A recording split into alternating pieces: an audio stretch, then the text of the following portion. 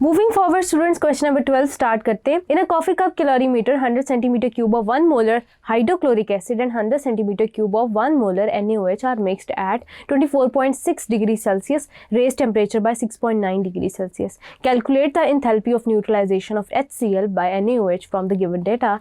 Heat capacity of water is 4.18 joules per gram पर kelvin. तो students, आपके पास दो तरह के सॉल्यूशंस गिवन है। आपने क्या करना है कि हीट ऑफ न्यूट्रलाइजेशन कैलकुलेट करनी है, एंथैल्पी ऑफ न्यूट्रलाइजेशन कैलकुलेट करनी है। स्टूडेंट्स, यहाँ पे आप एक बात याद रखेंगे कि आपको दो सॉल्यूशंस, उनके वॉल्यूम्स गिवन है, HCl के लिए और NaOH के लिए। अब आप जब दोनों सॉल्यूशंस को मिक्स करेंगे तो उनका वॉल्यूम क्या हो जाएगा, डबल हो जाएगा। आप क्या करेंगे कि दोनों वॉल्यूम्स को ऐड करेंगे तो आपके पास 200 सेंटीमीटर क्यूब में वैल्यू आ जाएगी। उसके बाद स्टूडेंट्स, आपको डेंसिटी ऑफ वाटर पता है तो आप क्या करेंगे कि डायरेक्ट कन्वर्जन करेंगे आप वॉल्यूम से मैस के अंदर। आपने क्या किया कि आपने जो total mass of the mixture है उसको आपने कन्वर्ट कर दिया, उसको आपने क्या किया कि आपने मैस कैलकुलेट कर लिया। उसके बाद स्टूडेंट्स, आप क्या करेंगे, डेल्टा टी की वैल्यू आपको पता है कि सेल्सियस पे जितना चेंज होता है उतना ही केल्विन के बराबर होता है। तो सेल्सियस डायरेक्टली आप कन्वर्ट कर देंगे केल्विन के अंदर। हीट कैपेसिटी ऑफ वाटर है आपके पास 4.18 जूल्स पर ग्राम पर केल्विन। अब आप क्यू कैलकुलेट करेंगे। क्यू में आप वैल्यूज फार्मूला के अंदर वैल्यूज पुट कर रहे होंगे, दैट इज मैस आपके पास आ जाता है 200 grams multiply by heat capacity of water जो कि आपके पास है 4.18 मल्टीप्लाई बाय आपके पास आ जाता है डेल्टा टी जिसकी वैल्यू होती है आपके पास 6.9।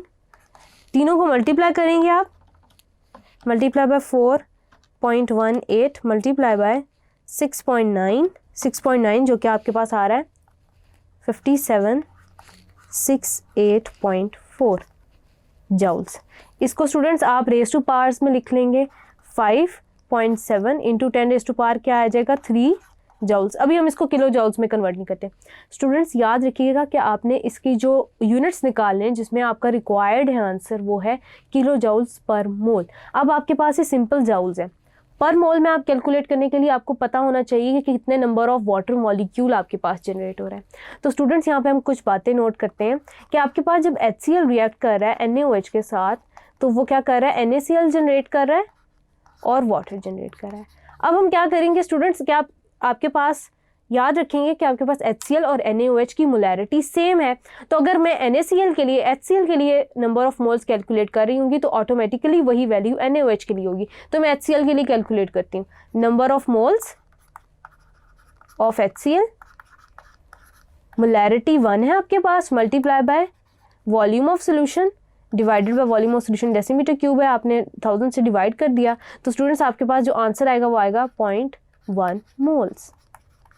अब स्टूडेंट्स, आप क्या करेंगे कि आपके पास जो जूल्स में वैल्यू आई है उसको आप मोल से डिवाइड कर देंगे। यही वैल्यू आपके पास NaOH के लिए होगी, जिसका मतलब ये है कि 0.1 mole of HCl reacted with 0.1 mole of sodium hydroxide and resulted in the formation of 0.1 mole of sodium chloride and 0.1 moles of water.